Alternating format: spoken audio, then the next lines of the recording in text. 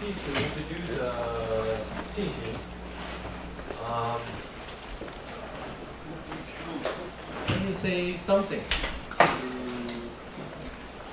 I guess by now you will notice I'm probably the only teacher who's going to move throughout the course with you.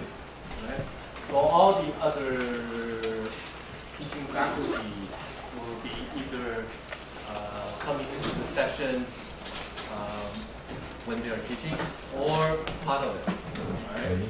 So in a way I'm responsible. Not in a way, I guess I am responsible for certain continuity and also modification, right, of the program when we move along. If you have the program, you notice that this is probably this is the unit on Gandhiism and Maoism, right? The second, supposed to be the second unit of the course.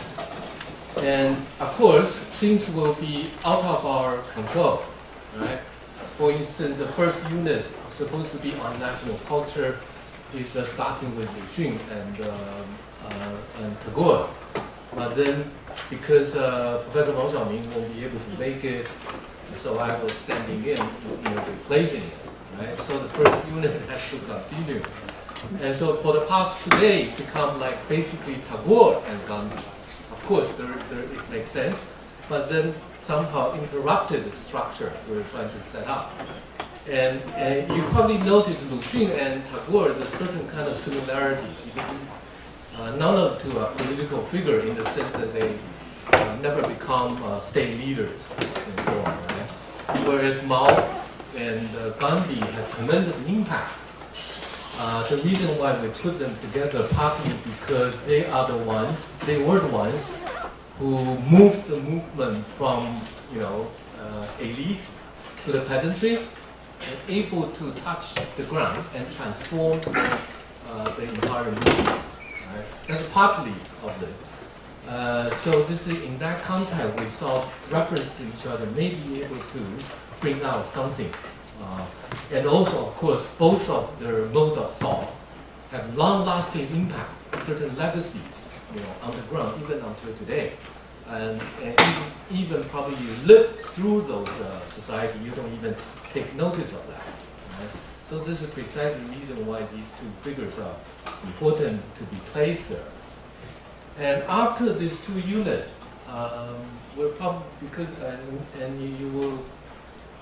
Have the field trip tomorrow to have a break, but also when we come back, they'll be moving into different sort of texts, more in tune with the post-war contemporary thinkers and sources. So that's probably roughly for 2 units. Then we will have the second break again, then to the workshop and Ashish Nandi's lecture. But one thing I hope, I know there is a different opinion and so on how to structure the course. And we have gone through like several days. So I'm hoping today, during your discussion session, each group will actually seriously discuss what would be the best way, right? In my view, but I'm also losing control.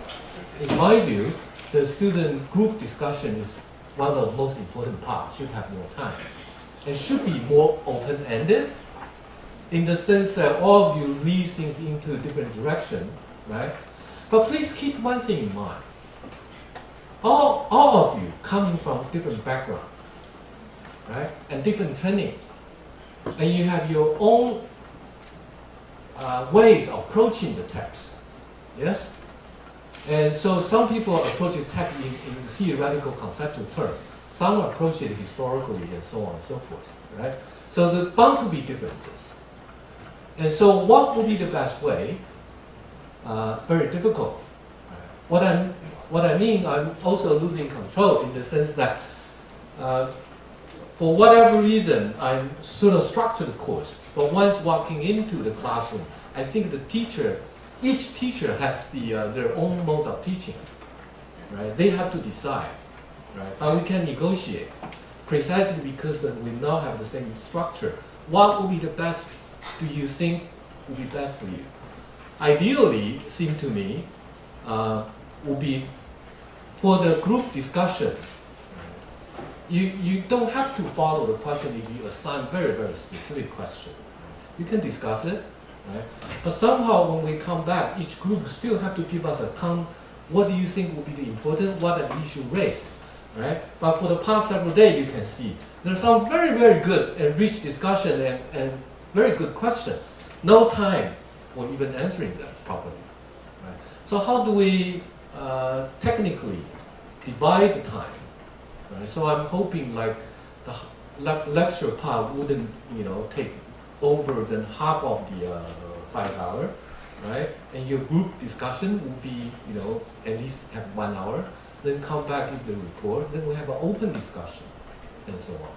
That would be my own, but that will not resolve the problem, right? With the background, those who are textually based training, and those who are theoretical conceptually based training will be different. So my hoping, like today, during your group discussion, you will, come up with what do you think will be the best. Then toward the end of the session, we'll discuss again to come up with certain consensus. You can even suggest for me, I think the best group discussion will be like 3 or 4 persons. So if you want to further subdivide your group, that's also fine. But we also have to, take care of everyone, right?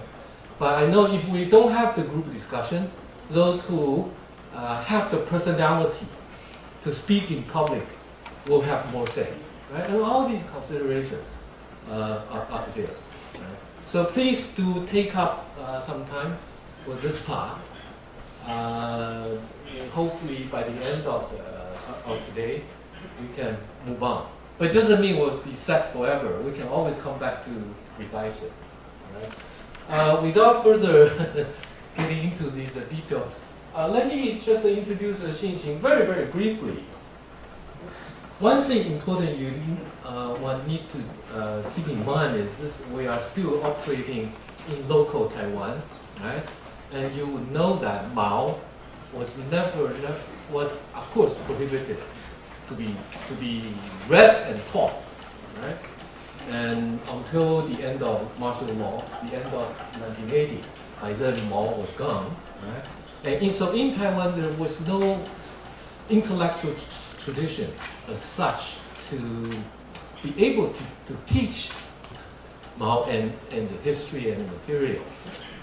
And Xinxin was an exceptional case, right? Partly because he was late 80, early 19 student generation. Then went on had certain connection with Maoist or Maoist-related thinkers, and he's one of the few really have studied Mao and have certain intellectual and passionate relation with Maoist and also with the Maoist movement and so on. So we couldn't. I think I couldn't find a better person in at least our own network, unless we can get friends from mainland. We actually tried to invite a friend like Lo Wen-sen from Hong Kong, because they went through actually the Maoist era and so on, but he couldn't make it. Right. So this is roughly the content. Xinxin, you may want to introduce a little bit more about your specialty and so on. This is one of the last generation, I think, general intellectual. He actually specialized, some of you know this called STS, right? And also the program he's with Development Social Transformation. You will say something, right? So without further ado, let's welcome Xinxin.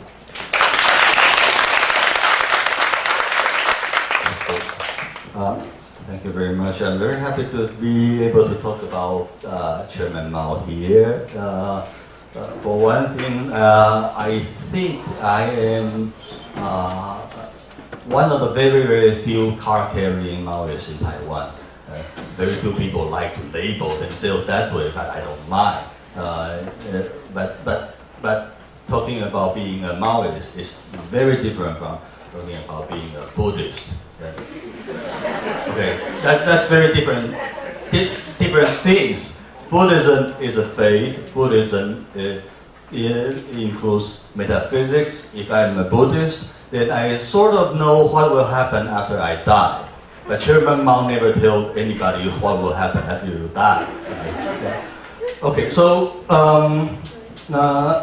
my background is this. I was active in the student movement in the 1980s, and so our encounter with any Marxist text is in very late 1980s.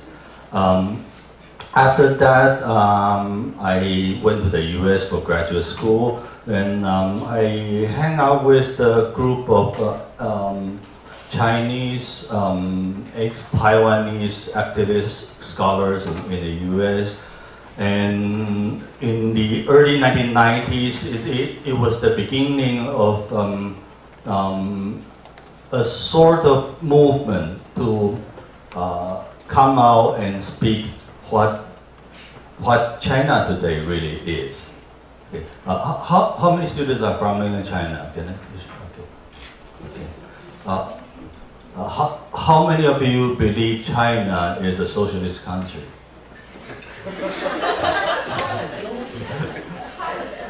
Part of the socialist country. The party is called the Communist Party of China, and also all the doctrines of Marx and Mao and so on are still in the examination. You still have to memorize them. Right? So I think China is no more a communist country than Taiwan is a country ruled by Sun Yat-sen's thought and so on. Right. But in the early 1990s, it was still in doubt. Remember that it was the time the Soviet Union collapsed, the whole Soviet bloc collapsed, and the U.S. came out as the only superpower in the world. And actually, many activists, especially back in the 1960s, 70s, 80s, for people outside of both the Soviet bloc and the direct sphere of influence of America, you can always choose between who backs you. You can go to the Soviet side, and then you can use the Soviet power to check on the American power. Or if the Soviet power becomes too dominant, then you will just talk to the U.S. ambassador in your country. Then the Soviet ambassador will be terribly nervous. India played this delicate act for decades. Egypt played this delicate act for decades. So, and also many other resistance movements at the time. So early 1990s, it was a time of disorientation. The Soviet collapsed, and it is obvious that the people who were under Soviet rule hated that regime. It's an undisputed fact. So it was a historical failure for Marxism. And Marxism is the strongest political tendency against capitalism in late 19th century to the whole 20th century. So the collapse of a whole bunch of countries that claim themselves as communist countries and ruled by communist parties inevitably means that capitalism will live on forever. And so at that time there was a talk about the end of history, about this is how human being is, and one of the most obvious signs is the 1992 talk by Deng Xiaoping that it doesn't matter whether it's socialist or capitalist, as long as it works and it's good. So it did not look like a very overt surrender to capitalism, but it turned out it was, right? If you don't see that clearly in 1992, then in 2014, it is pretty hard to argue the other way. Yeah. Okay. So my deep interest in Mao Zedong is in this context.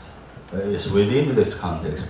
And in this context, I find there are various ways to talk about Mao Zedong, and I think the stupidest way is to argue whether Mao has so many mistresses or anything. I don't think his sex life has anything to do with what we should think about right now. And that was, but unfortunately, that was the most interesting things for those people who like to speak ill of Mao Zedong thought and Marxism in general. That you prove that he is such a stupid and dictatorial person and so on. So I'm not going to talk about that. I try to talk about Mao Zedong as a dialectic philosopher. Okay, and what do dialectics? What is the use of dialectics? Why do you have to think about that?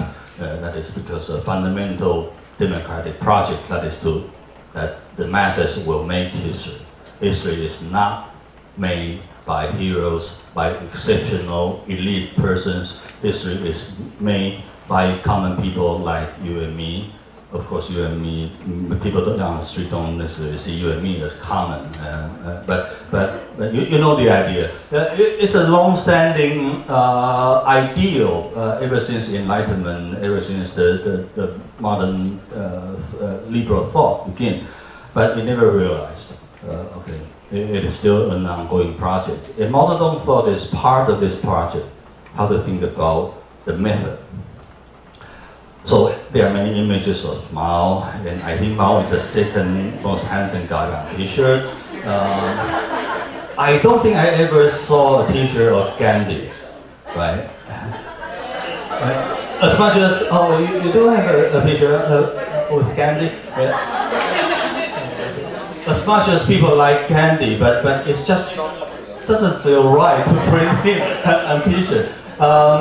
Well, Che Guevara is perfect for a T-shirt, and I think for that he's one of the most unfortunate Marxists in the world history. That he turned out to be one of the most profitable business. The Che Guevara T-shirt, Chairman Mao T-shirt. Well, because Che Guevara died young, so he was still good looking at the time. Chairman Mao lived through his 70s, so. And also, seriously, Chairman Mao is a symbol of a very strong state. The People's Republic of China right now, and the ruling party, Communist Party of China. So Chairman Mao's picture is on Tiananmen Square. And this is the picture, old picture. This is what Tiananmen looks like before Mao Zedong died in 1976. There was no picture of Mao on that. I don't think any people here are old enough to remember what Tiananmen looked like at the time. But his picture was there only after 1976, and then it was there until now. So if you like the state, then you respect it, you may like it. If you hate the state, then you hate this picture. It is not this person per se, it's not his writing, it's not his thought, it's just this symbolism symbolizes this state. Okay. So this is June 4th, 1989, and being a Taiwanese growing up under U.S. influence, I'm not terribly happy with this statue. It looks too much like Lady Liberty. But you can clearly see why student protesters want to have this statue in front of Chairman Mao, right? And then Chairman Mao is a loathsome subject of public servant examination in China.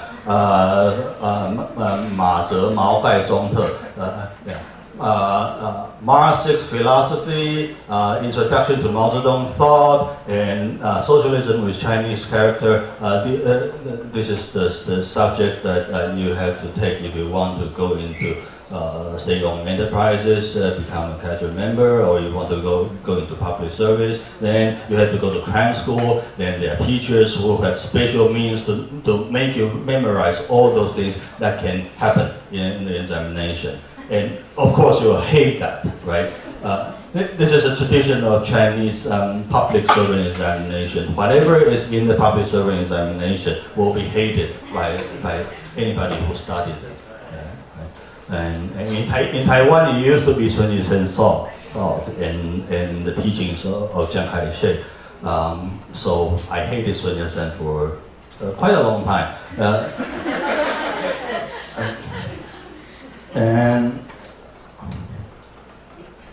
And then another part of Mao's image is that he is the rebellious youth, most beloved leader back in the 1960s. So this is May 1968 in Paris. This is 1967 in Oakland, California. The Black Panther Party rise up, armed defense of the black community in the U.S. And then this is another, contemporary image of Chairman Mao throughout the world. It will not be an exaggeration that almost in every country except those like Taiwan, where Mao is strictly banned, Chairman Mao at the time really had some influence on youth rebellion, especially youth rebellion. And of course, sometimes the youth rebellion is connected with some things that Chairman Mao not necessarily had opinion on, like the liberation of sex and so on.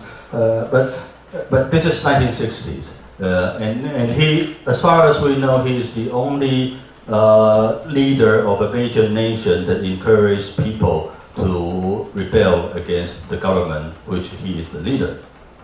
And this is a phenomenon or thing that he represented.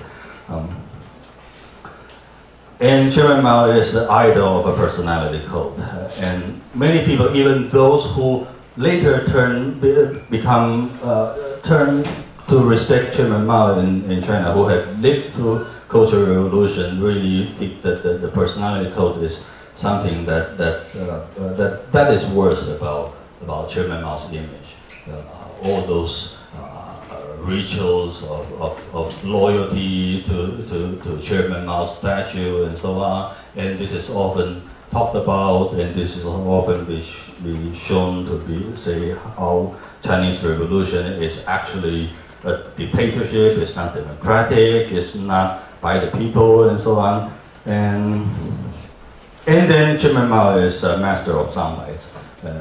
You have to give him that. His most famous quotation by Chairman Mao and the Little Red Book. There are so many versions and translations of that. And like the Black Panther Party in the U.S., very famous story is that they started their armed group buying guns and not by selling Little Red Book to students in Berkeley campus. They buy Little Red Books, bunches of Little Red Book for 50 cents each from a Chinese bookstore outside of town, and then they ship it to Berkeley and sell them for $1 a piece, and then they got $50, they bought a used gun, and then they sell another bunch of Little Red Book and so on.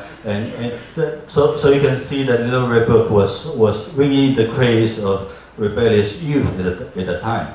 And the Little Red Book is not bad.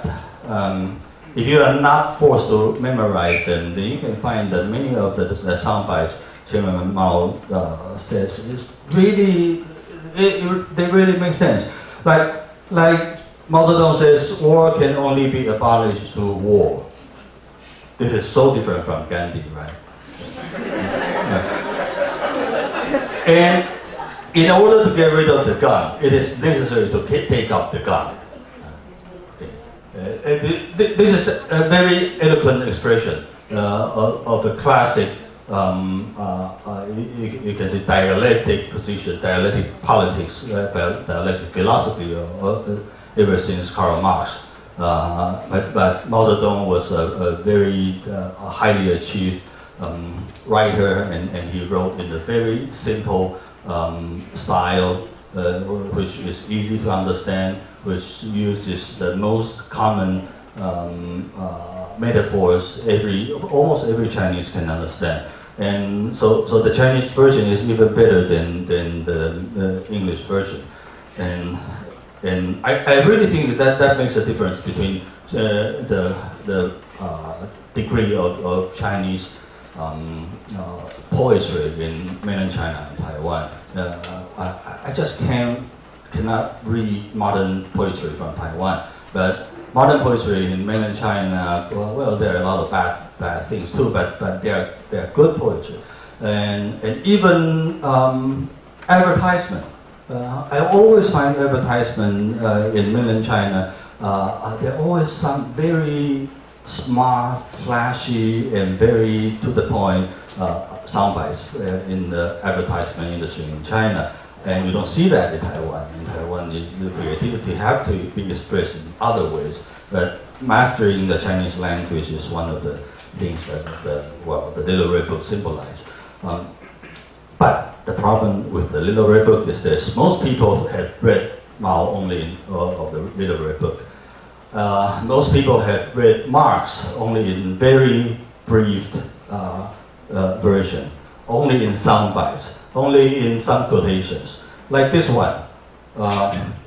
Probably the most famous quotation from Karl Marx, and probably the most hated, probably the most most often used to show that if you are a true believer, then you should not read Marx, because Marx says religion is the opium of the people. Everybody knows this. Okay. But if you go back to read what exactly this come from, then it comes from the 1844 Karl Marx contribution to the critique of Hegel's philosophy of right. And I had to spend some time reading the context of this. First of all, why is Marx? It is critical to religion is not unusual for Karl Marx generation. For the whole Enlightenment era and for all the generation after that in Western Europe. If you want to be an intellectual, the first thing you have to do is to renounce religion. Because religion, Christian religion in 18th century Europe means backwardness, it means obedience to authority, blind obedience to authority, and so on and so forth. So the first thing the French revolutionary did was to smash churches, cathedrals, monasteries. The Saint-Denis monastery outside of Paris was totally sacked, and the body of every French king was exhumed and burned. That was revolution. That was the attitude toward Christian religion in 18th century Europe. So Marx is only maybe some 40 years, he born 20 years after the French Revolution. So for his generation, criticizing religion is something, it's just something you do. It's nothing uncommon. But Marx, in his critique to Hegel's philosophy of right, says the foundation of religious criticism is man makes religion. Religion does not make man. Okay, here man is using generic term. It's not politically correct anymore to use that. It means people, persons, man and woman. Man or woman, okay. Religion is indeed the self-consciousness and self-esteem of man who has either not yet won through to himself or has already lost himself again.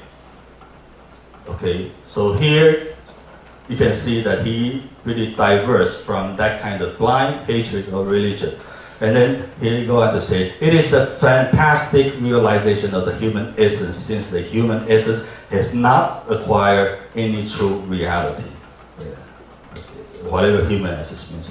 This is not a simple critique of religion. Okay. The struggle against religion is therefore indirectly the struggle against that world which spiritual aroma is religion. And then the point is, religious suffering is at one and the same time the expression of real suffering and a protest against real suffering. Religion is the sigh of the oppressed creature, the heart of the heartless world, and the soul of soulless condition. It is the opium of the people. Okay. And then he goes on to say that the abolition of religion as the illusory happiness of the people is the demand of their real happiness. To call on them to give up their illusion about their condition is to call on them to give up the condition that requires illusions. The criticism of religion is, therefore, in embryo, the criticism of that veil of tears of which religion is the halo. Okay, so you see, religion is the opium of the people. It's really in the context. In this context, Marx is not blindly against religion. Marx believes that believers believe for a reason. And the reason is very real reason. And so it is useless. Actually, Lenin, as late as 1921, Lenin said in public that that kind of oppression campaign against religion by Communist Party of Russia is really a stupid thing. As late as 1921, by Lenin, so-called dictator of Soviet Union. And so this is supposed to be the traditional Marxist attitude toward religion. It is not against religion. It is against the condition that make people need religion.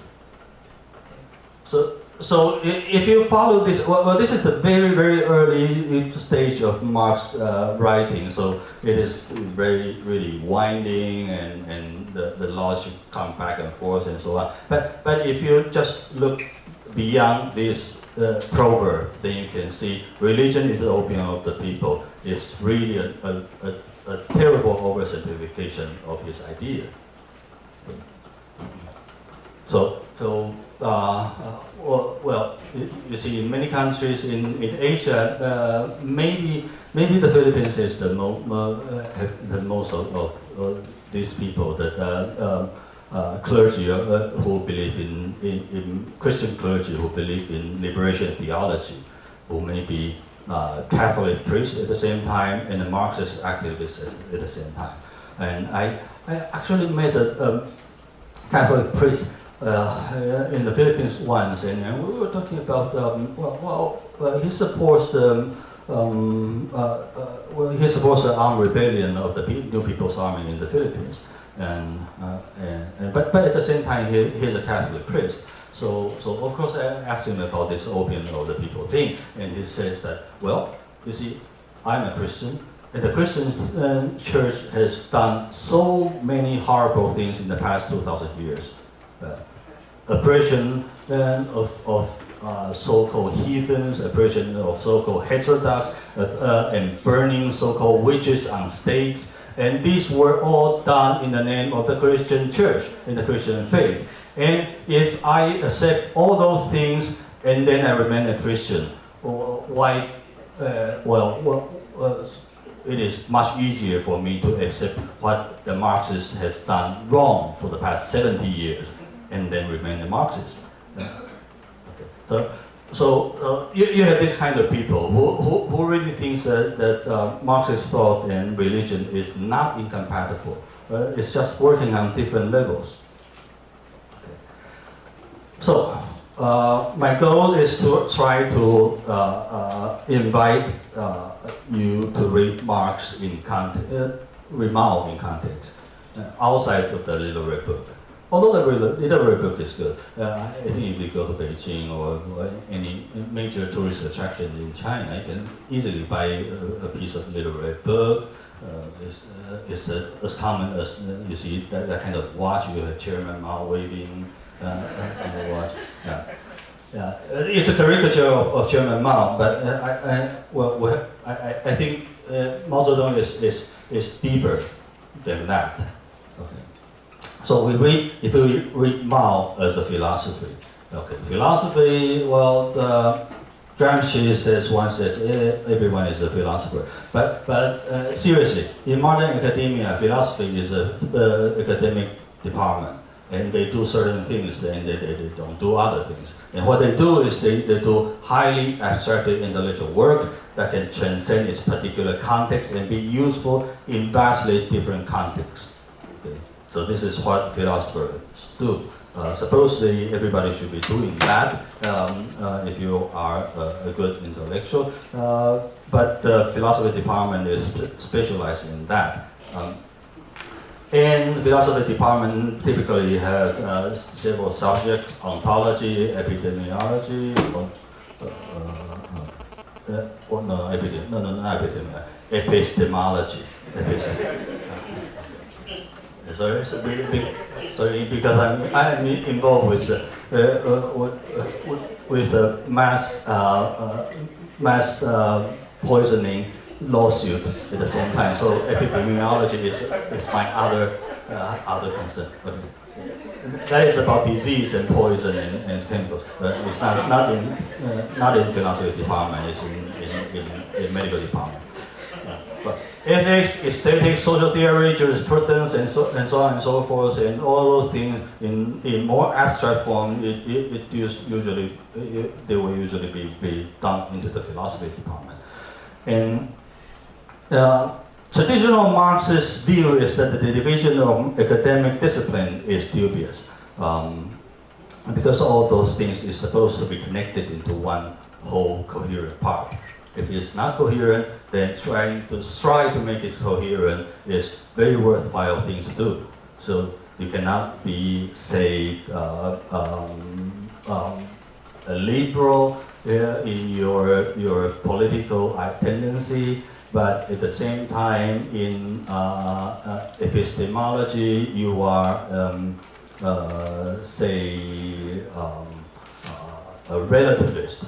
Because epistemological relativism is really incompatible with liberalism, liberalist political thought. There are different strands. Okay. And Mao here, Mao Zedong's idea is not a creature of a genius. Chairman Mao repeatedly criticized people. Most famously, Lin Biao is the vice chairman of the state during the Cultural Revolution for calling Mao Zedong a genius. And he said history is not created by genius, and he forbid people to call him genius. But of course, in the personality code, whenever the idol behave even more humility, that shows how even more hardy this guy is. So his protest, objection against calling him a genius really didn't help at all. He is still regarded as something like sent from heaven, not like you and me. But seriously, Mao's idea is a product of the 20th century revolutions. Several revolutions in China, and most of those revolutions were failure. And so it is not the product of a genius mind, maybe meditating in a cave and come out with all the truth of the world. No, it is a summary of countless failure and the lesson learned in those failures. Yeah. So how are Mao's ideas relevant in each of our own contexts? So my goal is we read Unprotracted War. You might wonder, why do we want to read a treatise on war, on strategy, and on tactics, on how to use military force and so on? No, this is not a military academy. So, but what I want to say is that Unprotracted War embed some of the most important and succinct ideas of dialectics. And it is written in the context of a military campaign, but it is not only about military campaign. Okay. So let's see another how other people successfully use unprotected war in totally different contexts. This is the case of workplace union organizing. I'm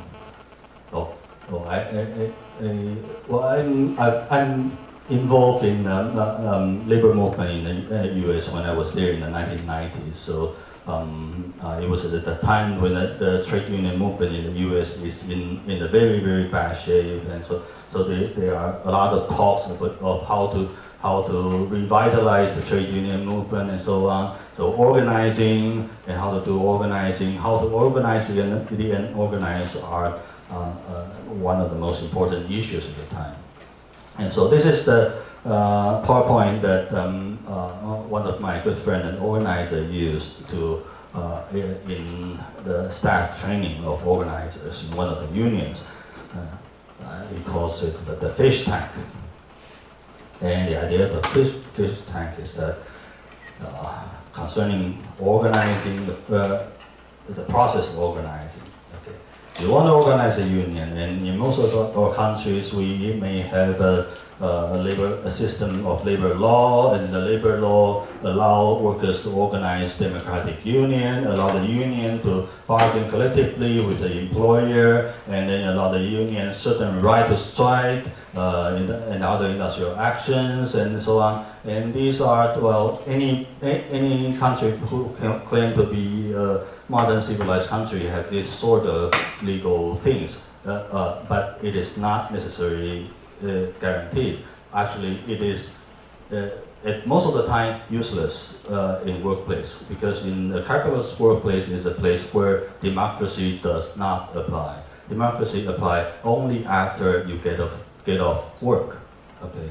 In Taiwan, in the past months, we have mass demonstrations on the street. We have students occupying the legislature, and then a lot of citizens come out in support. But you can clearly see most of the citizens come out in support after 5:30, after they go back, after they get off work, and they may sleep on the street in support of the students, but then they will have to go back home and wash themselves up and dress them up and put out their tie and then go to work at 9 o'clock sharp. And then they spend their workday as obedient worker. And then at 5:30, they come out and become a democratic citizen. Right? Workplace, where you spend most of your energy of the day, is where democracy does not apply. Okay. So labor law for most of the time well, it's not totally useless, but you cannot rely on that. So you have to really organize workers, use their own power to fight for their own right. Okay. And we can see the balance of power between the employer and the employee. And the employer has these resources, greater resources, influence on government, control the sphere of production, relative control of the workers, experience in anti-union campaigns. They can hire consultants if they want, and they have a global environment that favors their operation and their mobility. For instance, like Yuyuan workers in Dongguan, China, went on strike, and Yuyuan threatened to move most of the production to Vietnam. But then in Vietnam, of course, they were protests in Vietnam soon after that, and then they threatened to move production out of Vietnam because they can go to Cambodia, which is next to the border, and then the price is even cheaper. And this is the power of the employers. The power of the workers, well, it's not that much. It's dispersed, vulnerable. Well, workers are numerically superior, but and they can be massive, given that they are organized. But they have fewer economic resources. They have less influence in the government. theoretically they have some legal protection but not effective. And so they need a process of progressive accumulation, so-called step-by-step organizing. Okay, this is a realistic plan. Okay, how to make a realistic plan? Workers will not come out to protest. Workers will not come out to hold meeting with you unless they understand that you, as a union organizer, you have a realistic plan. Otherwise, in most of the time, even in the U.S., actually in the U.S., it really happened. I help out in the organizing effort in the newspaper owned by Taiwanese, but located in the U.S. And the company really hired private eyes, detective agencies to follow workers around to see who you call on.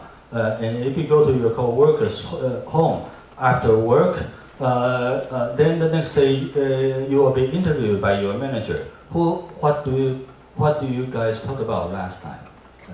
Are you talking about things in the company? If so, share with me, please. If you don't want to tell him what we are talking about after work, then sorry, you're fired. And if you say this is illegal, okay, go to court. It takes you like 5 years to fight this fight this case. So for most of the time, even proposing a meeting of workers after work in a secret place, it is dangerous for a worker. Even in the U.S. Okay. So unless they know you have a realistic plan, you have to persuade them that it can work. This is the first step. And without this step, you don't work. The organizing process cannot begin. Okay. This is how we talk about this organizing process. This is the fish tank. This is the water level. And you have the step 1, 2, 3, 4, 5, 6, 7, and this is the discrete phase when organizing work is underwater. This is the open phase when the campaign is above water in the open. Okay. So first step is initial contact. The second step is to recruit leaders. The third, form the organizing committee. Fourth, train the organizing committee. And fifth, establish the union.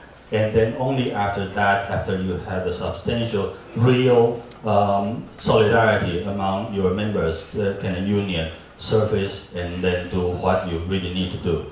Mass affiliation, pressure actions, and so on and so forth. So this is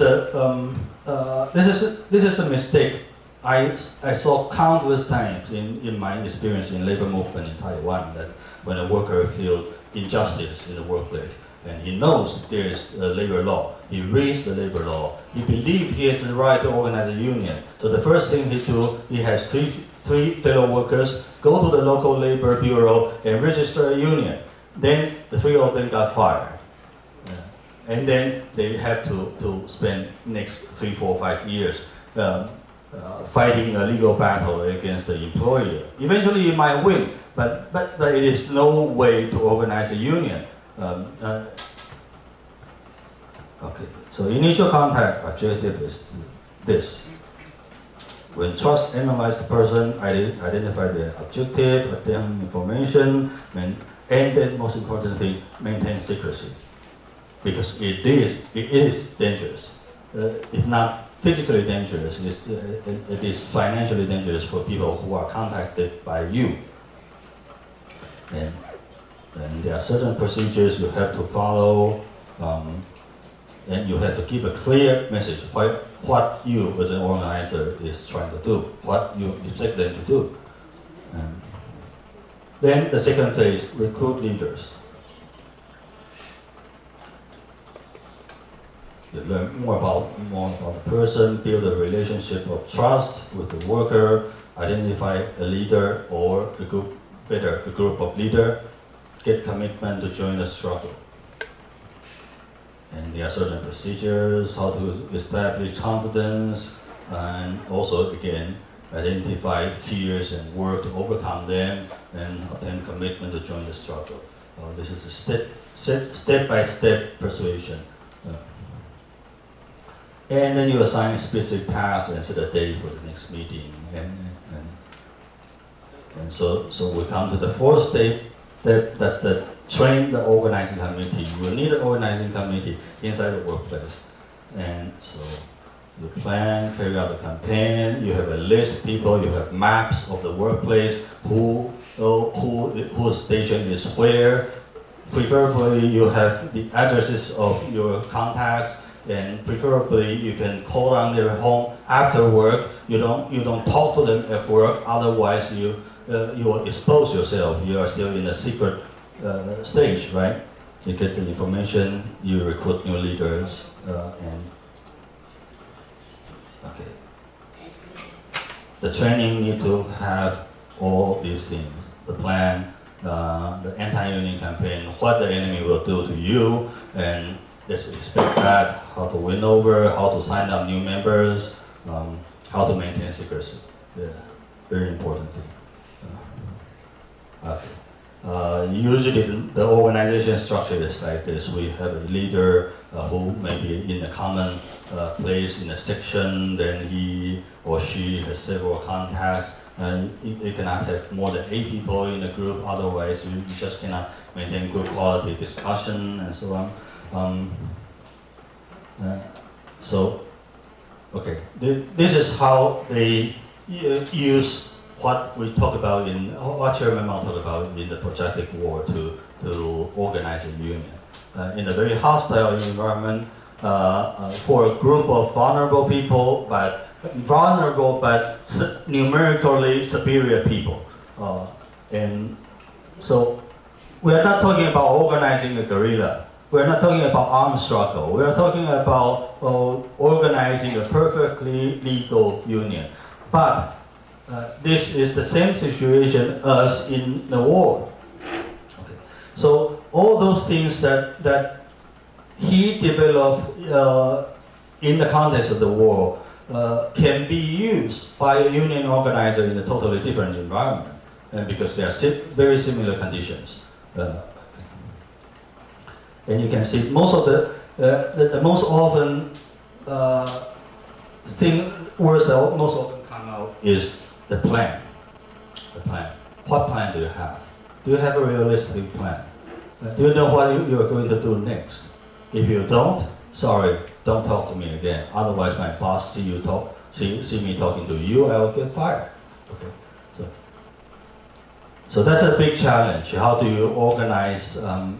Start to organize a union.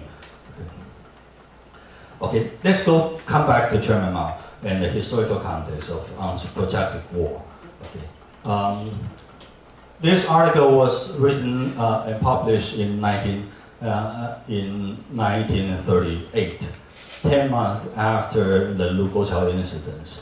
And for people who are not Chinese, these are the basic backgrounds, right? And for people who are Japanese, these might be basic backgrounds for you too. The Second Sino-Japanese War started July 7th, 1937 in Lugochao, just outside of Beijing today. It is a curious fact that the war does not start at the borderline, but inside the country. That is because of an unequal treaty China signed since the 1940 Opium War, in which the British have gained the prerogative to import opium they grow in India, and then import to China, and then get silver from China, and get tea, and you see all those connections, the linking South China with South Asia with East Asia. It started with the Opium War of 1840, and then in 1901, 1901, there is a so-called Boxer Rebellion. It's a spontaneous peasant uprising against the foreigners and against Christians who converted to the foreign religion. And so it has a religious tone, but it's actually a very classic peasant uprising. Maybe the last one. A country sending armies to northern China to crush the rebellion because the Qing dynasty's army is in very dubious situation, and many of them stayed. Most of them stayed. Japan is one of them. So there are substantial foreign military garrison on Chinese soil since 1901. Some countries like the U.S. call it a China Relief Expedition. And actually I saw some statue memorizing this heroic military achievement of the U.S. military. And I did not realize what that is, and it turned out it's 1901, what we call 八国联军, the United Armies of 8 nations, 8 powers. And then there are foreign concessions inside Chinese soil, on Chinese soil. There are de facto colonies, small pockets of colonies in Shanghai, Tianjin, Guangzhou, Wuhan, etc. And Japan maintained a substantial number of army in China, because in 1904 to 1905 there's a Russo-Japanese War. It's essentially the Russian army who was sent into China in 1901 and the Japanese army who was sent into China in 1901. They had a fight over who has the control of Northeast China on Chinese soil. So that is a particularly humiliating situation for China, because they are fighting for control of my country, and there's no role of the Chinese government at the time. And so the 1904-05 Russo-Japanese War is a clear hallmark of the rising of Japan as a proper superpower, and the sign that the Qing dynasty China is really doomed. And so after that, after 1905, Japan maintained a Guangdong army in northeast China, and also the North China Garrison Army in Tianjin. And in China itself, 1911, there is a Republican revolution, but the revolution did not turn out as expected. There were squabblings, and then the former prime minister of the Qing dynasty became the president of the new republic, and then he wanted to become emperor, and people laughed at him, and he stepped down, and so on and so forth. So in the 1920s, China is in a chaotic situation, basically controlled by all sorts of warlords. And nominally has a government, but the government is not effective. So 1927, Kuomintang, the Nationalist Party, which is still the ruling party of Taiwan right now, although nobody knows exactly at this moment who is in charge in Kuomintang right now, but this party still exists. We know where their address is. If you're interested, we'll give you the address. You can go to check out their party headquarters. And in 1927, there's a northern expedition, and then after that, the Kuomintang purged communists from their ranks. Big massacre in Shanghai and elsewhere. But the northern expedition nominally unified China, but actually there were civil war inside KMT as late as 1930. And between Kuomintang and the Chinese Communist Party, the civil war lasted until December 1936. So it was a decade of intensive civil war, and not nominal unification, but actually a lot of different secession. These are different blocks of control of different factions of warlords, and this blue plot is the place where Kuomintang, at the time when it was headquarters in Nanjing, this is where the ruling party really had substantial control. It's only part of China, albeit a very rich and powerful part of China. And as to the international situation, World War I happened in 1914 to 1918. In World War I, I don't know in other Asian countries, but in China and Japan, we usually call it the European War because it is what it is. It is a war between European powers. And well, Japan and China, Republic of China, joined with Entente, the British and French side. But the war really did not have not much happen outside of Europe. I think I remember maybe one German ship sailed into Colombo in Sri Lanka and bombarded the harbor for maybe several times and then went away. And that's the only involvement of South Asia in the so-called World War. But of course, the British conscripted a lot of military personnel to fight for them in Europe. And the war shattered three empires. All three of them are multi-ethnic, multi-linguistic empires. Germany, Austria-Hungary, and Ottoman Empire. And the consequence of the shattering of these three empires is still felt today.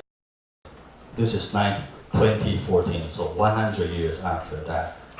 You see, in recent weeks, one of the most important news we see on international news is the rise of Islamic State of Iraq and Levant, Iraq and Syria, which at least according to their communique, they were trying to undo the injustice of the division between Syria and Iraq, which were both provinces of Ottoman Empire, but then it was carved out by Britain and France after the war.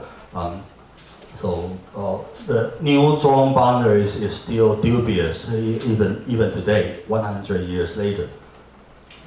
And in the Versailles Peace Conference, you have a good guy from the US called Woodrow Wilson, and he says you will uphold the principle of national self-determination. And then there's the greatest disappointment, because who will be called a nation? Who will be given the right to self-determination? And in most of the places of all these multilinguistic, multi-ethnic empires, different ethnicity live side by side. So how do you determine whether this village belongs to, say, Hungary or Czechoslovakia or elsewhere? So it was huge turmoil. It did not really, it's a nice principle. Even the Vietnamese Declaration of Independence in 1945 still mentioned the Woodrow Wilson's principle of national self-determination. So it is nice, but it did not work at that time. And for China, the most pressing question is the Qingdao question. Qingdao was a German concession. Germany acquired that in the late 19th century, and Germany was defeated, and Qingdao was occupied by Japan. And in the Versailles Conference, China, of course, believed that the defeated Germany should return Qingdao back to China, because it was taken from China before, but instead it was given to Japan. By the powers, because Japan was the powers and China was the segment of Asia. So, and this incident provoked the 1990 May 4th movement. Students come out to protest the government, beat up the traitors, and then they believe that everything is wrong with China at the time, and so it is highly critical, not only political movement but also cultural renewal movement. And Chinese Communist Party is basically a product of the May 4th movement. Most of the activists who founded the party first got their political enlightenment, first political experience in the May 4th movement. And so Chinese Communist Party was founded in 1921, 2 years after the May 4th movement. And simultaneously, Russia was in turmoil. Russia has had two revolutions in 1917. One in February, overthrow of the Tsar regime, and then one in October, which established the Bolshevik government. And then after the 1917 revolution, there were 4 years of very brutal, very long-lasting, brutal civil war, which very few people in the West are willing to talk about. Because during this civil war, there are intensive foreign intervention from the Entente powers, which there are troops from Britain, from France, from United States, from Japan. Japan sent in 60,000 troops to occupy part of Siberia all the way until 1922. And why do those powers want to invade Soviet Russia? Because they initially they want Russia to stay on their side, keep fighting Germany, but then they were there to stop the communists from spreading a world revolution, and so it was a messy business. A lot of character of the Soviet state that was established during the Civil War was seriously influenced by this war experience. And immediately after the conclusion of the Russian Civil War, the Soviet Union saw one alliance in China, and China is right next to them. And all the Western powers tried to contain the new regime, and it was the Kuomintang, the Nationalist Party, which was still led by Sun Yat-sen at the time. So the 1923 Soviet KMT alliance, if you view it this way, it is really a continuous event, and the whole wave of what happened during World War I and so on. And so the Soviet Union did not come out from nowhere to make an alliance with Kuomintang. And then in 1929, Great Depression throughout the capitalist world, and there were turns toward fascism in many countries, most notably in Germany, 1932, Nazi came to power. In Japan, the military had repeated coup in 1931 all the way into 1936, the February 26 coup in 1936 is very, very important to push Japan further into the war with China. Then all these tensions came to explosion in July 1936 in the Spanish Civil War. It happened from July 1936 to April 1939.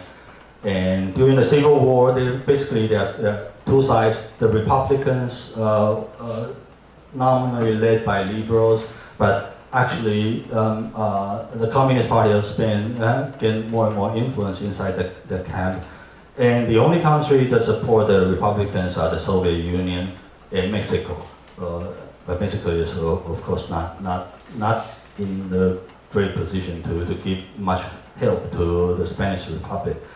And there was a famous international brigade, volunteers from all over the world, including Japan, from Japan and from China, going to Spain to fight fascism. And it was a phenomenal moment in 20th century politics, world politics, that most of the members of the International Brigade remember it as the most clear moment of what is right and what is wrong. Fascism is wrong, and democracy is right.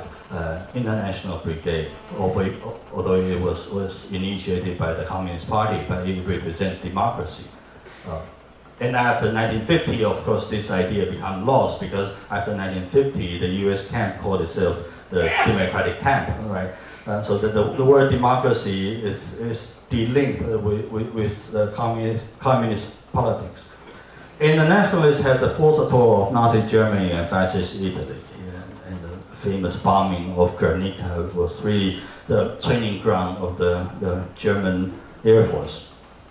And as to the democracies, France, Britain, and the US, they have a policy of strong neutrality. it is actually a de facto embargo of the Republicans, because they allowed Germany and Italy to send in not only weapons, material, but food and so on to the nationalists, but also armies, Air Force and so on. But on the French side, they say, well, we don't intervene into their own business, so we don't allow anything to travel from the French side to Spain. And so, well, the Spanish Republic died in April 1939. And 5 months later, September 1939, Nazi Germany invaded Poland, and Britain and France had to declare war against Germany. World War II for Europe started. And so in hindsight, it was terribly stupid for France and Britain to maintain that kind of attitude during the Spanish Civil War. Yeah. Okay. And in this upheaval of 1930s, you have, although it takes many of the conflict, especially the Sino-Japanese War, take the shape of one nation fighting against another, one invader and one oppressed nation trying to maintain their sovereignty. But there is a strong tendency of internationalism in 1930. One of the more famous case may be the affair about Takeshi Kobayashi. Kobayashi was a very young member of the Japan Communist Party, a very talented novelist. And his novel, Konigo-sen, I don't know, how many people are from Japan? Okay, have you read Konigo-sen?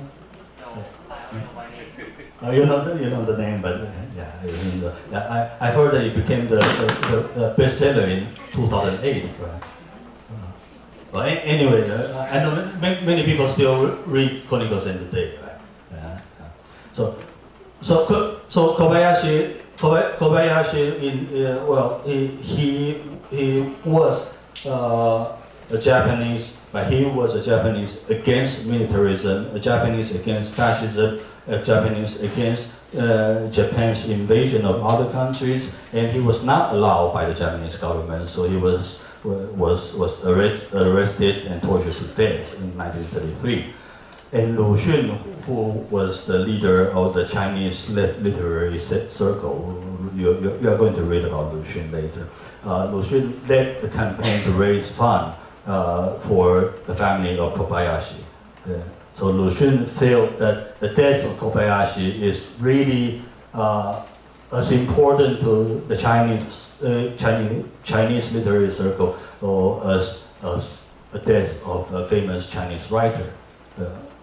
So this is the organ of the Japan Communist Party at the time, the red flag, which is the news of the death of Kobayashi.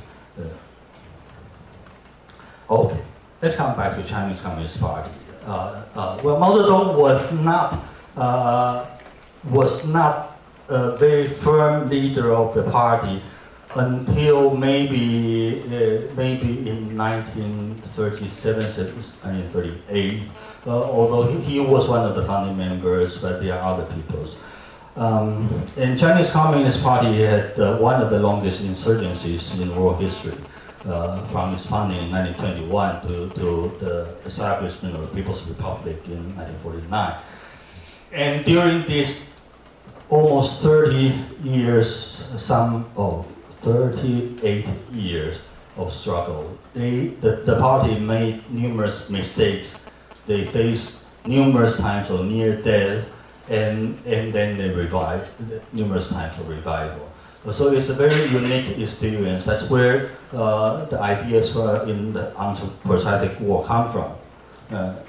The near death, let's say, April 1927, the purge by the nationalists, and at the time, after the purge, the communist members in the National Revolutionary Army established the Red Army, and they started a campaign to establish their base area in Jiangxi and Fujian in southern China. But then in 1934, they were forced into a long march, which is essentially a fled of the whole country, including all the government agencies and all the cadres and army, and it was a terrible, terrible loss. But at the end, they reached northwest China in Yan'an. And during this time, there is a constant tension inside the Chinese Communist Party between the comrade from Moscow and the local activists. Soviet Union was a revolutionary country. Soviet Union had the power. Soviet Union had the weapon. Soviet Union had the influence.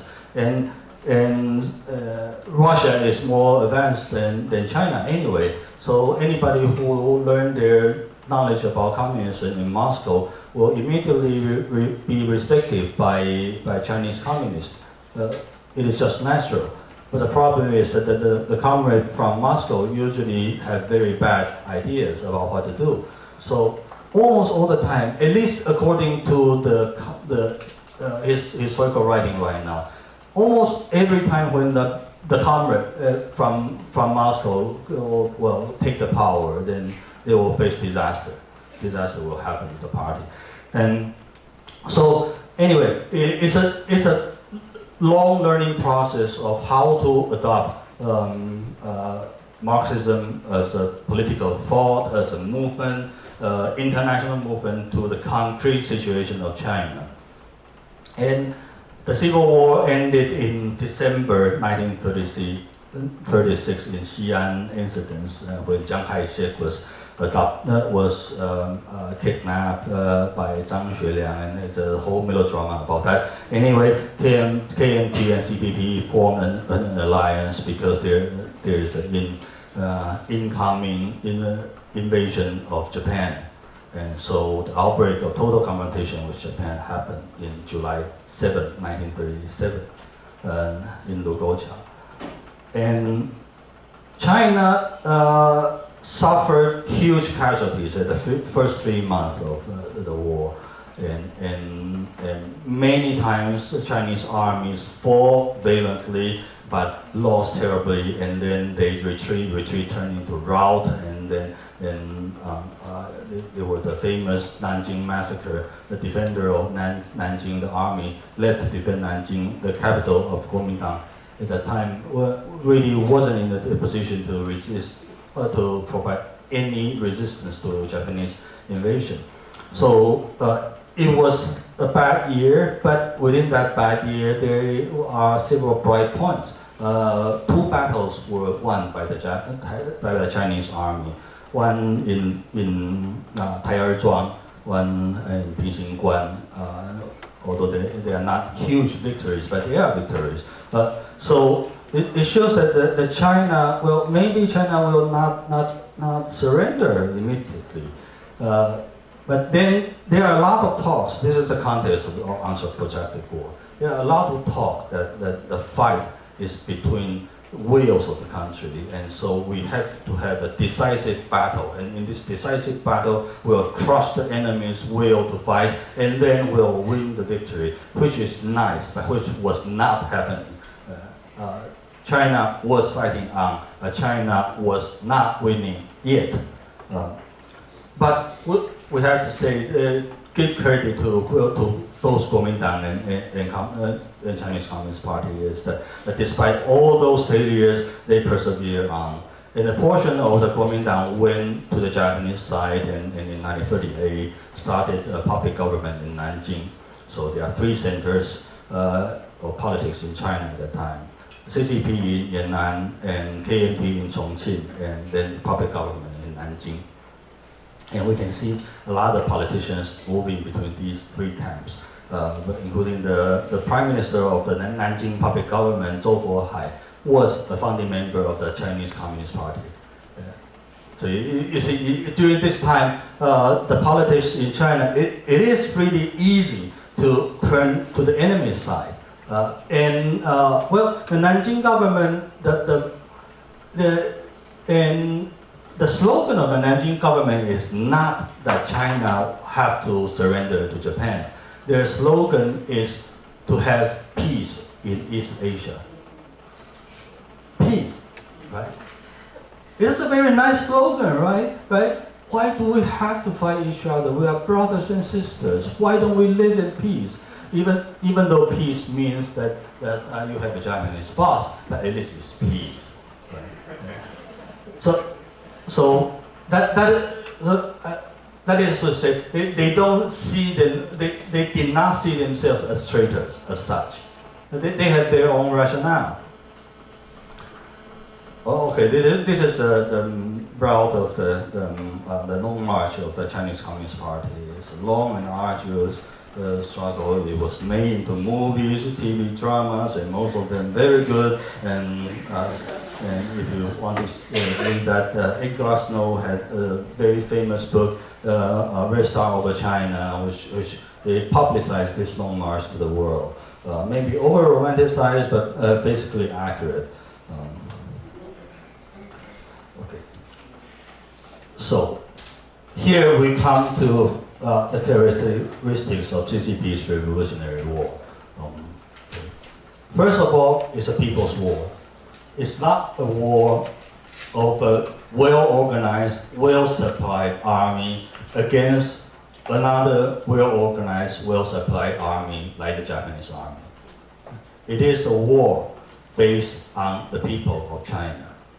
And so one of the reading I gave to you is the article "Serve the People." It's a very short article, but the first thing I noticed when I first read "Serve the People" is this. Well, the slogan is all over China. 为人民服务 is on the wall, it's on mugs, it's on T-shirts, it's everywhere. Serve the people. Well, it's very simple. But if you read Serve the People, the most phenomenal thing is that this article wrote by Mao Zedong was honoring the death of a common person in the revolution. He was not even a war hero. Honoring a war hero is a very common thing in war. Right? People commit heroic acts, sacrifice themselves for the better good. That is what happened in war. No matter which side you're on, this kind of thing happened. So people wrote poetry, people sing ballads about people who got killed in the war, but not those passively murdered by the war. But for the article "Serve the People," it was honoring a common rank and file member of the Communist Party, and he was not even, he did not even die during battle, but he died serving the people. So this is a kind of attitude that's special especially to a party that has been at war for the past 20 years. And you will see that maybe it's just natural for them to see war effort as the center of everything, but they did not. They see a common worker as important as a war hero. Okay, and then there's a saying that Red Army and the people are like fish in water, which is true. That whenever you lose people's support, you lose your life. It is the lesson learned countless times during the first 20 years of the Chinese Communist Party, and many times they lost the support of local people. And for local people, the easiest thing is to report them to the Kuomintang authority. Then the communists will get killed. So it was the concrete situation that forced Chinese Communist Party to remain on the path, the so-called correct path. The correctness is not judged by any outside means, but it's very simple. Whether people in your neighborhood will betray you or not. If they trust you, they believe you are on their side. They believe you serve their interests. You are one of them. Then you are safe. If they don't see you that way, then you are dead. It's as simple as that. And People's War, also there's a whole series of talks and slogans and all those things about the People's War, and I'm not going to go all into the details. But one of the principles is very important later in the second civil war between KMT and CCP. That is the principle: do not mistreat prisoners. A very simple slogan. 是三大纪律八项注意 that's the slogan of the People's Liberation Army. Anyway, they don't mistreat prisoners. You treat prisoners as like another common person and so on, and you give prisoners equal treatment as a soldier as much as possible, which is not only out of humane reasons, not out of Geneva Convention and all that, which is the nature of a civil war, because soldier who fought for the other side can be from exactly the same background as you. So a prisoner today can be a comrade tomorrow. Okay. So it is not only fighting a war and physically eliminating the other side. It is winning over people from the other side. Okay. And it is part of the international movement. International movement. So in memory of Comrade Norman Bathing, you can see the background of Bathing, which is legendary, but it's not alone. He was not alone. There are many people like him running around the world. He was a French Canadian. He served the republics in the Spanish Civil War. After the end of Spanish Civil War, the Republicans, refugees, fled to France right next door, but they were interned. They were kept in concentration camp by the French, which was really stupid for the French.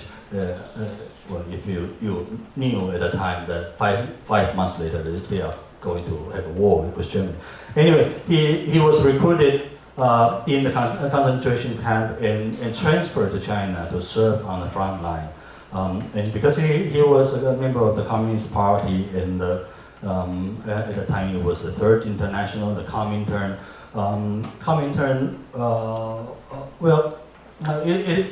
Their merit still are debatable, but one thing that is true is that at least it is a platform where people of similar ideology around the world can interact with each other. So people like Norman Bathing can go to China and then die on the job in China.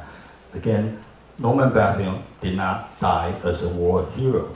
He died as a diligent worker in a war effort. And Norman Bathing is probably the only person that is the national hero of three nations right now. People's Republic of China, of course, Spain. In Malaga there is a plaza in memory of Norman Bathing because that's where he served. And then, of course, in Canada. But he is from Quebec. Some people from Quebec believe Quebec is not part of Canada. Anyway, so maybe he's a national hero of four nations, 3 or 4 nations. Okay. And another peculiarities of this piece on unprotected war is that it is a treatise on military strategy, but it is an open treaty. It is published. And thinking about that, for us, not in the military, you imagine, all those generals, they are making their plans in the secret bunkers deep underground, and then they have telephone lines, and they'll make, you see they have maps, and then they draw arrowheads on the map, and so on, the planning, and all these things are supposed to be highly secret. And if you have a 007 secret agent infiltrating into the camp, they saw the map, and then you are doomed. Your plan was known by the enemy. But this treatise on strategy was not a secret article. And of course, it was a war, so tactical decision and all that have to remain secret, at least secret to the enemy anyway. But it is an open treatise on strategy. And it was written quickly and in bad hills in the cold spring of 1938, 10 months.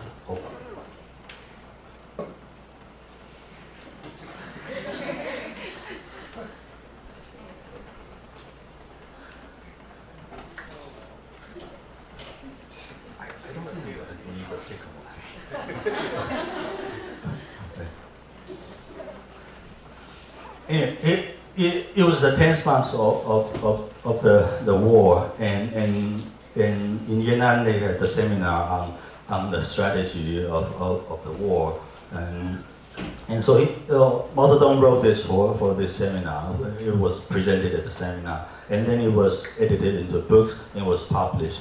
At the beginning of the war,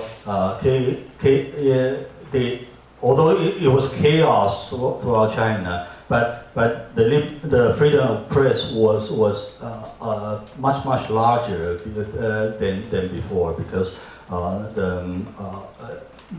basically the most major factions inside China were at peace at the time. So this book was published throughout China. Many people read that, and of course the Japanese army read that, and so it was spread through mass media. It's a very modern way of using a writing.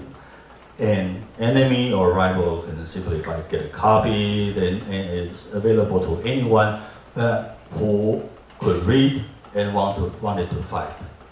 And this shows the character of a people's war, is that you cannot rely only on people that I know, or my party know, or my party recruit. You have to give this basic toolkit to anybody who wants to fight. And he has a strong emphasis on method, on analysis, not on patriotism, not on loyalty. He did not spend much time saying that why we have to fight for China's independence. For him, this is a very archetypal Marxist attitude. You see, Marx hardly ever talked about why workers need to rebel and overthrow capitalism. For him, this is just natural. But the thing is that if workers do not have the tool, the power to overthrow the oppressor, then it is useless to point out again and again that you are oppressed and that you should resist. So he has a strong emphasis on method, and he has a clear rationale why things will happen this way. Okay. And this is in sharp contrast to his contemporary war leaders at the time. Most of the war leaders at the time were heavy emphasis on so-called will, on spirit. Hitler's most famous propaganda film is called Triumph of the Will.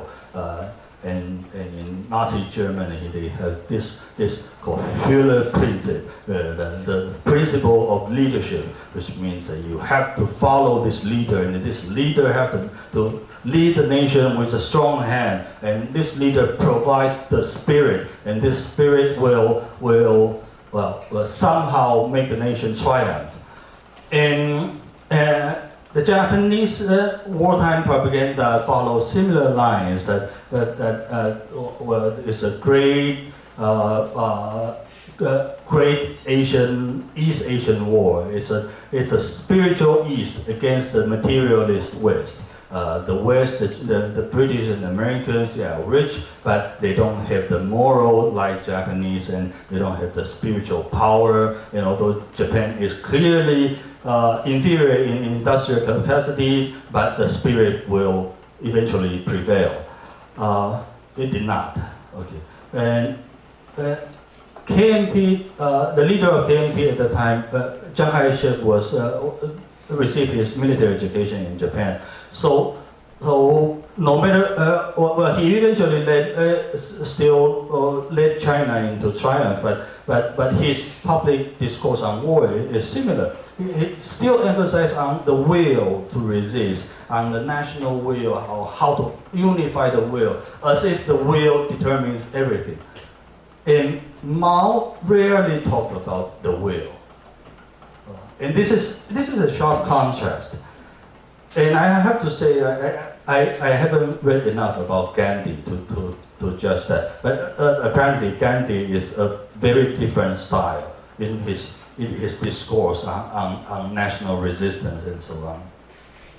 So we have to say, this shows that there is an entanglement between whether and how. Okay. The oppressed people, it is not a matter of whether they want to fight or not. It is how to fight. So it is the role of the intellectual, or anybody who do intellectual work inside the movement. It is not it is not exactly your job to go and tell the workers that, you know what, you are exploited by your boss. You should fight back. No, you don't have to do that. Workers know that. Any worker who are in their right mind, they know that as a daily fact. As a daily fact. And especially for those who are in very bad situation, they know they are screwed day by day. The problem is that they cannot think of a realistic way that they can win. Okay, so if there is an intellectual organization or a person or anything that's worth doing, pulling everybody's mind together to think about, it is not to think about whether you want to fight or not. It is to think about how can we fight. Okay. Okay. This idea comes from also unprotected war is a very it shows a very characteristic Marxist idea of dialectics, which the key word is unity of opposition. Basically everything in every category can be divided into a pair of opposition, and there is a process of transformation, different facets such as quantity and quality, the partial and the whole, gradual change and sudden change, the dominant and the dominated, mental and so on and so forth. No matter how, you can think of countless categories that you can think of this unity of opposition. For instance, Marx says that workers and capitalists are, they sort of beget each other, because without workers there will not be capitalists. Without capitalists there will not be wage workers. So if you say they are on the same ship, you are right. But they're on the same ship and on different sides. Sorry. So there is a unity and there's opposition within the unity. And so this belief and this worldview make Marxists believe that seeds of change is generated from within. It is not brought in from without. So that is also a very common misconception of the Leninist idea of a vanguard party. You might have all heard about that. Lenin, in What Is to Be Done, says that basically Russian workers are stupid. There's no way they can think of how to make a revolution. So Russian revolution had to rely on intellectuals. And those intellectuals had to organize into a vanguard party. This vanguard party is so superior to common workers that they can make common workers follow their policy and they fight for them. Then this vanguard party will liberate the workers. No, this was not what Lenin said in What Is to Be Done. Please go back, read Lenin and see what he was talking about. And please read what Lenin commented on What Is to Be Done in 1921 after the Soviet Union got power. He got different ideas. Okay. And, Lenin himself says, dialectics is a teaching which shows how opposites can be and how they happen to be, how they become identical. Under what conditions they are identical, becoming transformed into one another, while the human mind should grasp these opposites not as dead, rigid, but as living, conditional, mobile, becoming transformed into one another. Okay, this is very abstract. I know this is very abstract. Okay, that's what philosophy is about. Well, it's abstract principle. That's why very few people like to go to the philosophy department.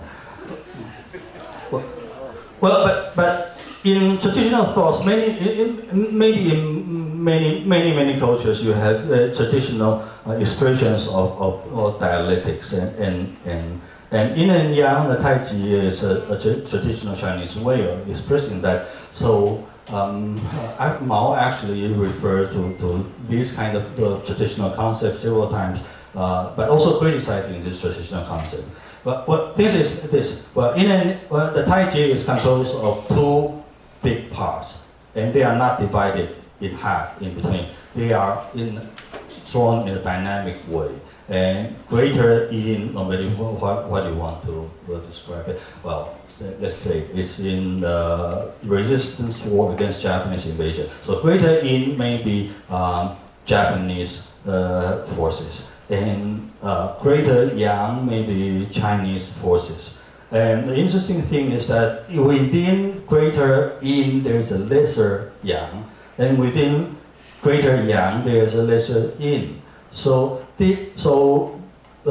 yin is not outside of yang, yin is within yang, and yang is also within yin. So they beget each other, they negate each other, and they are part of a universal whole.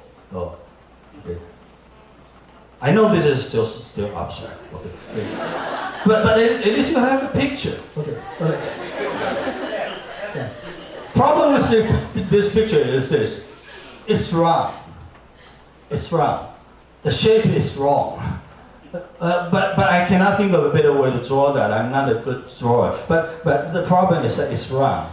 This roundness shows the circular motion of the cosmos.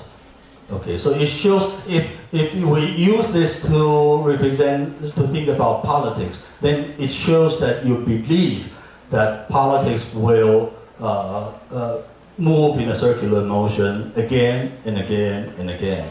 And there is a saying in the famous Chinese classic novel that everything under heaven will bound to be united, and then they will be separated, and after separation they will be united again. And so this is the circular idea of how the world is working, and this is not good. This is not good. It shows that if you believe in this, then making revolution is useless. Making revolution is, just resigning to your fate, because any revolutionary party will eventually become a corrupt bully and exploiting the people and making people miserable. That's their fate. Because you see, things come around, and then another party will overthrow this revolutionary party, make another revolution, and then the other party will become corrupt again, and this is the fate of the people. If you believe in that, then you don't have to do anything. But the thing is that for Marx, who tried to develop a more dynamic sense of dialectics, is that maybe things are like this, a circular spiral, and you see things may come back coming back to the same way. But if you have a third axis, if you only have two dimensions, then you cannot see that. But if you have three dimensions, you may see that the things come back not exactly at the same place, but at a different level. The problem with the spiral is that it shows that it's one direction. It's always in progress. I'm not sure it's the case. Okay, you can see really that's relevant today. 2008, now it is called Great Recession, not Great Depression. I don't know who coined the name Great Recession, but anyway, it's very similar to 1929. You have financial collapse in Wall Street. You have a total mistrust of the capitalist system. You have gross disparity between rich and poor. You have people of many nations rising up to overthrow the authorities. You have people in other nations who are so frightened that they are willing to have a leader with a strong hand and acting like a fascist. Right? Abe Shinzo in Japan sort of provide this kind of sentiment, although I'm not sure whether to call him a fascist yet. But at least the sentiment is similar. Mostly in India is similar to that kind of sentiment. A strong leader who are not corrupted who are spiritually clean and so on, and people are fed up with the corrupt government. These sentiments are coming back. They are coming back, and then these sentiments is combined with a lot of actual conflicts, especially border conflicts. Between Japan and China over Diaoyutai, although, we in Taiwan believe that it belongs to Taiwan, but maybe Taiwan is part of China, so it belongs to China too. But anyway, you see that's the pretext for Japan to arm itself and to revise the peace constitution, and is that there is a Chinese threat. But the ironic thing is that China just had a joint exercise with the U.S. Navy. So what is this about? And China had a very bad confrontation with Vietnam 2 months ago, and a lot of Taiwanese were involved in that.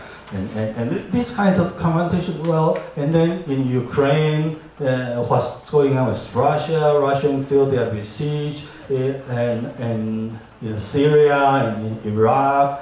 All these very similar things are appearing like deja vu. And so if we believe in this, then we might sit here and see who will be the next Adolf Hitler. Right? But if we believe this metaphor is only this useful and not that much, then maybe this time it will not be a Nazi party, there will not be Holocaust, there will not be Nanjing massacre, there will be other very, very difficult things. But history maybe history will not repeat itself. So, according to Mao in Unprosaic War, the task of an organizer with a dialectic thinking in mind is to not make revolution for the oppressed masses. It cannot substitute the masses. Only the masses can make history. This is in a literary book, it's a nice quotation, but it is still literary book. But it makes sense. And your task as an organizer is to grasp the pattern of how things change. And then you create a condition that's favorable for change. Enable the masses to take initiative and while cooperating with each other. So mobilizing the masses is vital. Principle of military strategy is to mobilize and arm the masses. It's not only to build up your army, your regular army. Then you arm the masses not only with weapons, but with political consciousness, organizing skills, and everything that's necessary for them to fight independently of the party, of the army, and so on. And they will eventually become part of your comrades. People, above all other objects, do not fixate your object on a single territory or city or town or point, but the whole idea about war is to preserve oneself and destroy the enemy. So destroy does not mean literally killing them, although killing them is one of the ways, but making them surrender is another way.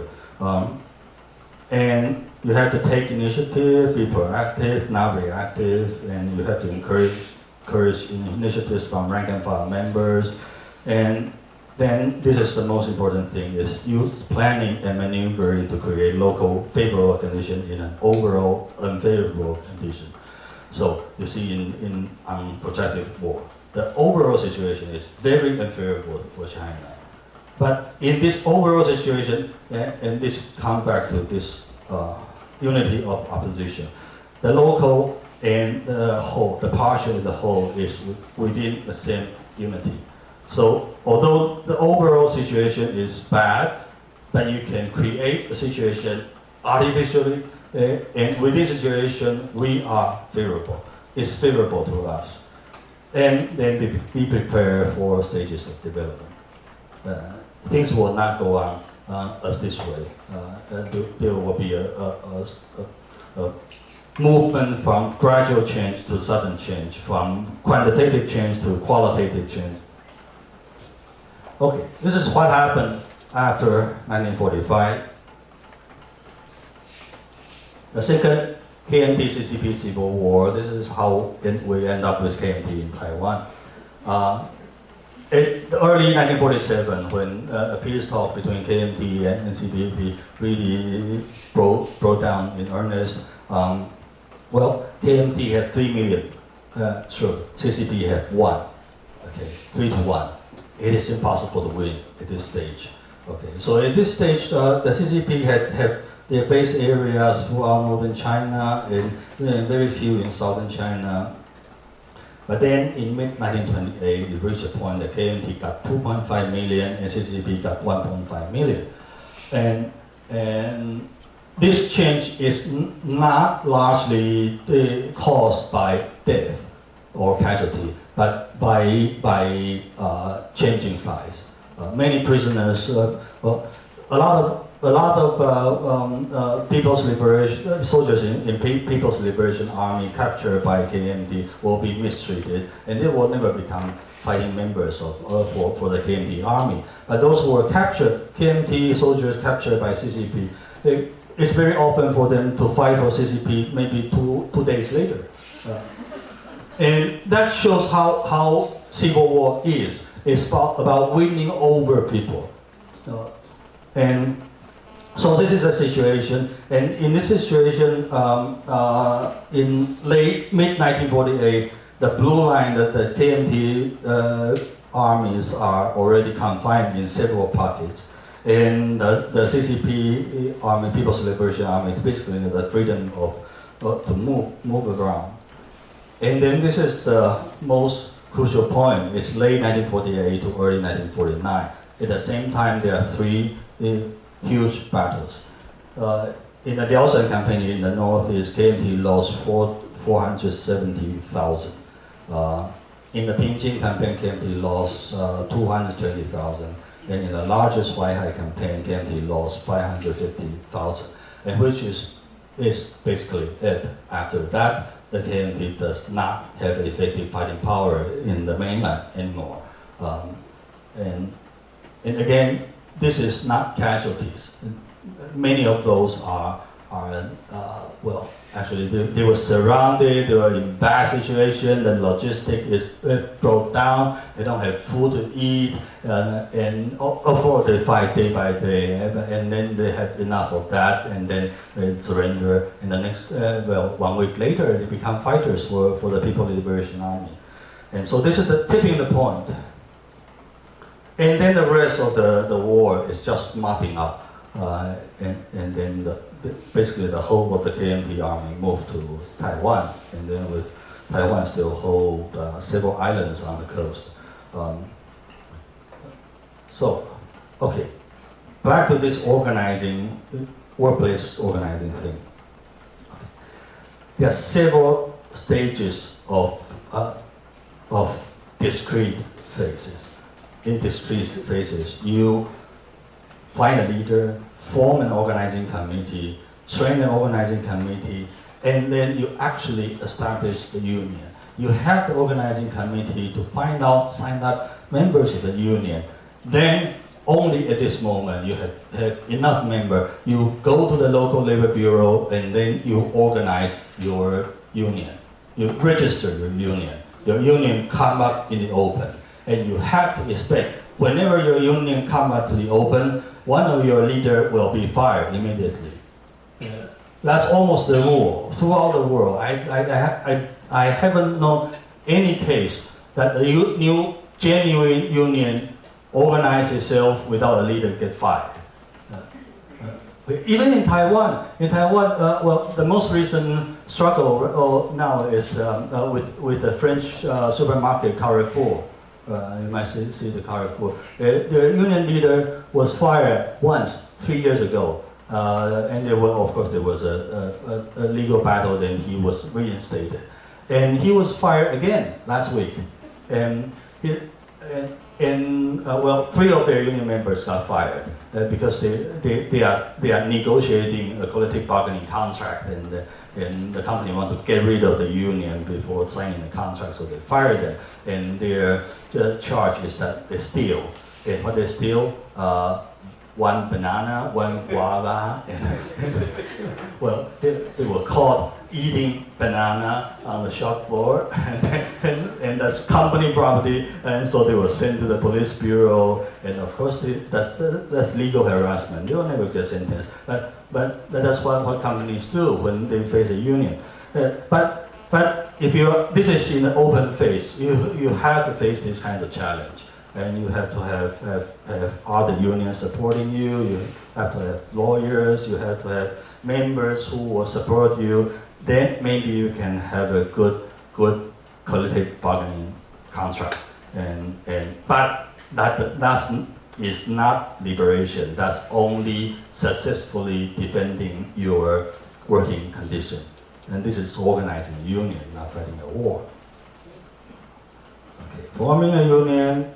Legal requirement is only the least part, and sign up, review organizing strategies, sign up workers, and these are in-plan actions you have to do, demonstration, sometimes strikes, but strike is not necessarily viable. Anyway, you have to be progressively in intensity and frequency, and from low frequency to high frequency, and then you have to seek out external actions, legal actions, international complaints, national and international solidarity actions, and then yes, we can. Yes, we can. I know this is Obama, but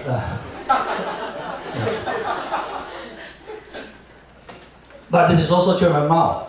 Okay. Okay. This is what intellectuals need to. This is the use of intellectuals. Show me how we can. Okay. I don't need you to show me how miserable I am. I know how miserable I am. Show me how we can change that. Okay. When we know, we can. Okay.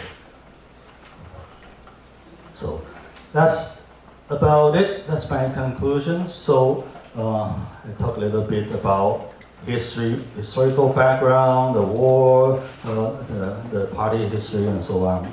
And so I think we'll pause here, and then we'll break into groups, right? Okay. And I know maybe none of our countries are at war at this moment, right? So talking about war is maybe exciting for boys, but it's not really a realistic way of talking about things. Okay. So let me suggest that each group choose one concrete situation of struggle.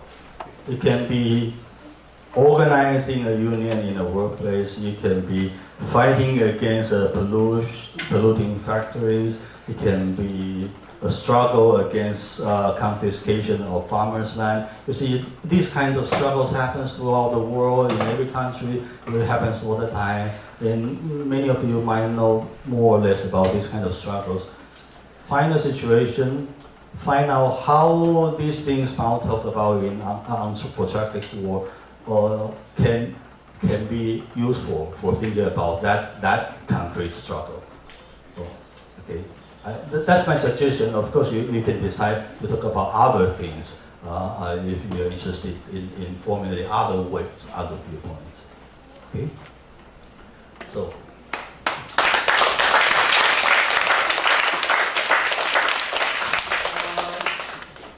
Can I suggest we break for and come back around 4:15, so you have at least 1 hour for group discussion.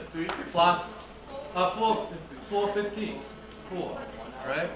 So you have at least some time to rest and also discuss. Please also include a discussion on the format we talked about. How do we restructure it? You think will be the best and productive way of operating, all right, from now on. Is that okay? So when you come back, you can decide the situation and the teaching suggested to you, but also the format as an open report. Then we can open, after that, we open the floor for discussion. Is that all right? Okay, so see you 15 after.